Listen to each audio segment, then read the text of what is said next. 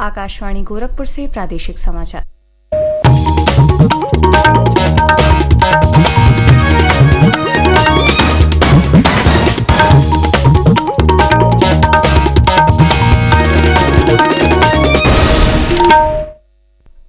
नमस्कार, समाचार बुलेटिन के साथ मैं वैष्णवी त्रिपाठी।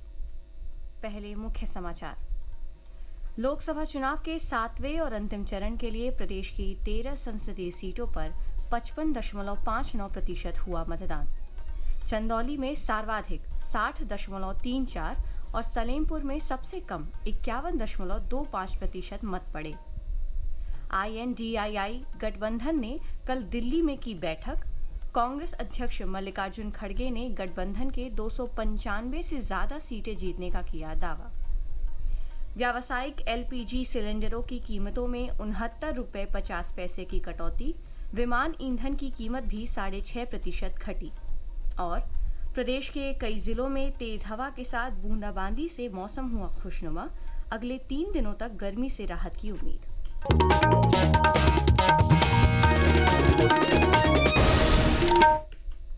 और अब समाचार विस्तार से। लोकसभा चुनाव के 7वें और अंतिम चरण में राज्य की 13 संसदीय सीटों महाराजगंज, गोरखपुर, कुशीनगर, देवरिया, बांसगांव, घोसी, सलेमपुर, बलिया, गाजीपुर, चंदौली, वाराणसी, मिर्जापुर और रॉबर्ट्सगंज के अलावा सोनभद्र की दुद्धी विधानसभा सीट के उपचुनाव के लिए कल मतदान शांतिपूर्ण माहौल में संपन्न हुआ। सभी 13 सीटों पर कुल 55.59% वोट पड़े। चंदौली में सर्वाधिक 60.34% व महाराजगंज में 60.08% मतदान हुआ। इसी प्रकार बलिया में 51.84, बांसगांव में 51.59, देवरिया में 55.30, गाजीपुर में 55.21, घोसी में 54.85, गोरखपुर में 54.69% मतदान हुआ। इसी तरह कुशीनगर में 57.29, मिर्जापुर में 57.72, रॉबर्ट्सगंज में 55.92, सलेमपुर में 51.25 और वाराणसी में 56.34% मतदान हुआ। वहीं सोनभद्र की दुद्धी विधानसभा सीट के उपचुनाव में 54.48% वोट पड़े। मुख्यमंत्री योगी आदित्यनाथ ने कल सुबह अपने गृह जनपद गोरखपुर के गोरखनाथ बालिका प्राथमिक विद्यालय में वोट डाला। वहीं राज्यसभा सांसद डॉक्टर राधा मोहन दास अग्रवाल ने भी गोरखपुर में मतदान किया। कल जिन 13 सीटों पर मतदान संपन्न हुआ उनमें 10 सीटों पर NDA की ओर से भाजपा के उम्मीदवार और मिर्जापुर रॉबर्ट्सगंज सीट पर अपना दल के प्रत्याशी चुनाव मैदान में हैं। घोसी लोकसभा सीट पर सुबह सपा के अपना उम्मीदवार उतारा है। कांग्रेस गठबंधन की ओर से सपा ने 10 सीटों पर और कांग्रेस ने 3 सीटों पर चुनाव लड़ा है। लोकसभा चुनाव की 4 जून को होने वाली मतगणना से पहले विपक्षी INDI गठबंधन ने भविष्य की रणनीति तैयार करने के लिए कल नई दिल्ली में बैठक की। ये बैठक कांग्रेस अध्यक्ष मल्लिकार्जुन खड़गे के आवास पर आयोजित की गई। कांग्रेस की वरिष्ठ नेता सोनिया गांधी और राहुल गांधी, राष्ट्रवादी कांग्रेस पार्टी के नेता शरद पवार, समाजवादी पार्टी प्रमुख अखिलेश यादव, दिल्ली के मुख्यमंत्री और आम आदमी पार्टी के संचालक अरविंद केजरीवाल, झारखंड के मुख्यमंत्री और झारखंड मुक्ति मोर्चा के नेता चंपई सोरेन, CPIM के महासचिव सीताराम येचुरी और RJD नेता तेजस्वी यादव इस बैठक में शामिल हुए। बैठक में TMC और PDP ने भागीदारी नहीं की। बैठक के बाद कांग्रेस अध्यक्ष खड़गे ने दावा किया कि INDI गठबंधन 295 से ज्यादा सीटें जीत रहा है।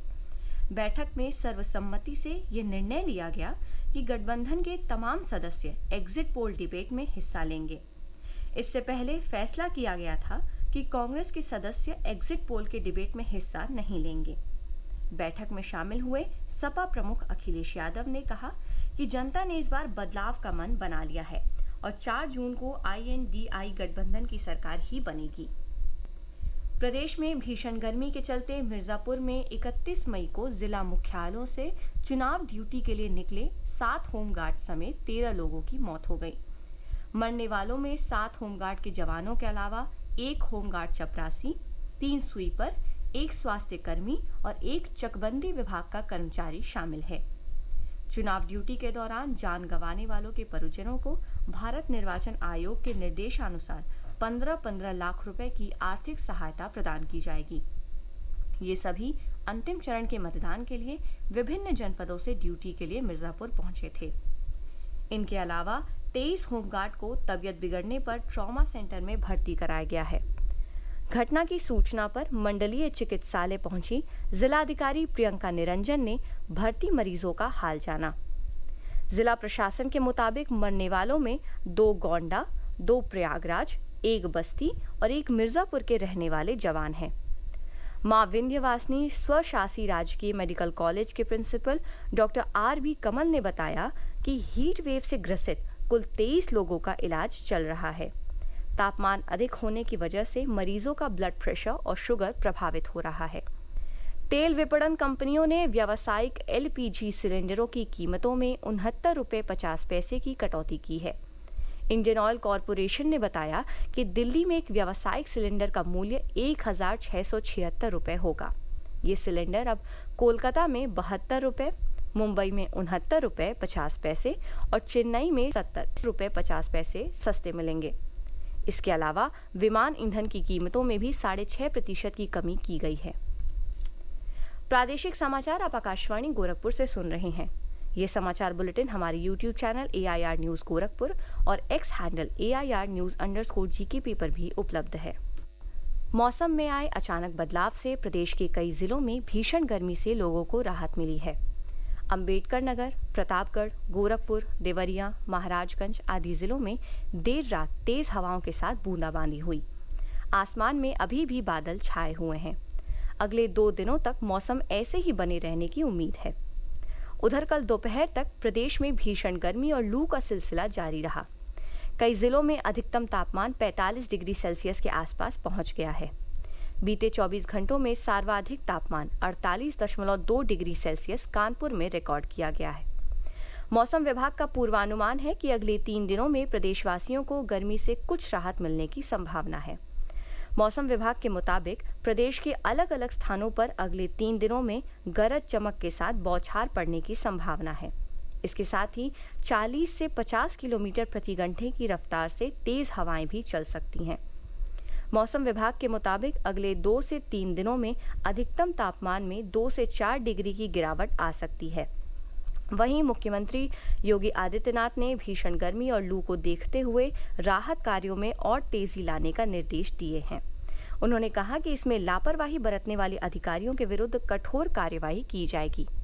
श्री योगी ने लखनऊ में आयोजित उच्च स्तरीय बैठक में संवेदनशील जिलों में विशेष निगरानी के साथ ही 24 घंटे में पीड़ितों को मुआवजा दिलाने का निर्देश दिया है। मुख्यमंत्री ने कहा कि लू से जनहानि व पशु हानि नहीं होनी चाहिए, इसके लिए विशेष निगरानी की जाए। उन्होंने अधिकारियों को राहत कार्यों की रिपोर्ट हर सप्ताह मुख्यमंत्री कार्यालय में उपलब्ध कराने का निर्देश भी दिया। उन्होंने कहा कि भीषण गर्मी को लेकर कहीं भी लापरवाही नहीं होनी चाहिए। लोगों को दोपहर में बाहर निकलने से बचने और बचाव के अन्य उपायों की भी जानकारी दी जाए। राहत आयुक्त GS नवीन कुमार ने बताया कि प्रदेश में हर वर्ष पड़ने वाली भीषण गर्मी व लू को देखते हुए अप्रैल में ही एक्शन प्लान तैयार किया गया था। इसके तहत हर जिले में लगातार राहत कार्य किया जा रहा है। तहसील स्तर पर लोगों को लू से बचाव के तरीके व सावधानियों की भी जानकारी दी जा रही है। केंद्रीय स्वास्थ्य मंत्रालय ने बर्ड फ्लू को लेकर राज्यों को अलर्ट किया है। स्वास्थ्य सेवा महानिदेशक की तरफ से राज्यों को भेजी गई एडवाइजरी में कहा गया कि वे मुर्गी पालन और अन्य जंगली पक्षियों की असामान्य मौतों पर नजर रखें, स्वास्थ्य कर्मियों को सतर्क और जागरूक रखें और उन्हें आवश्यक संसाधन उपलब्ध कराएं। अमेरिका में बर्ड फ्लू के मामले आने के बाद ये कदम उठाया गया है। प्रदेश में लखनऊ विश्वविद्यालय ने अगले शैक्षणिक सत्र 2024-25 के लिए UG और PG पाठ्यक्रमों में प्रवेश के लिए आवेदन की तिथि बढ़ा दी है। अब अभ्यर्थी 30 जून तक आवेदन कर सकते हैं। पहले यह तिथि 31 मई तय की गई थी। कुलपति प्रोफेसर आलोक कुमार राय ने बताया कि लखनऊ विश्वविद्यालय की वेबसाइट पर प्रवेश संबंधी सभी जानकारी उपलब्ध करा दी गई है। और अंत में मुख्य समाचार एक बार फिर। लोकसभा चुनाव के 7वें और अंतिम चरण के लिए प्रदेश की 13 संसदीय सीटों पर 55.59% हुआ मतदान। चंदौली में सर्वाधिक 60.34 और सलेमपुर में सबसे कम 51.25% मत पड़े। INDI गठबंधन ने कल दिल्ली में की बैठक। कांग्रेस अध्यक्ष मल्लिकार्जुन खड़गे ने गठबंधन के 295 से ज्यादा सीटें जीतने का किया दावा। व्यावसायिक LPG सिलेंडरों की कीमतों में 69 रुपये 50 पैसे की कटौती। विमान ईंधन की कीमत भी 6.5% घटी। और प्रदेश के कई जिलों में तेज हवा के साथ बूंदाबांदी से मौसम हुआ खुशनुमा। अगले 3 दिनों तक गर्मी से राहत की उम्मीद। और इसी के साथ प्रादेशिक समाचारों का ये बुलेटिन यहीं समाप्त हुआ। नमस्कार।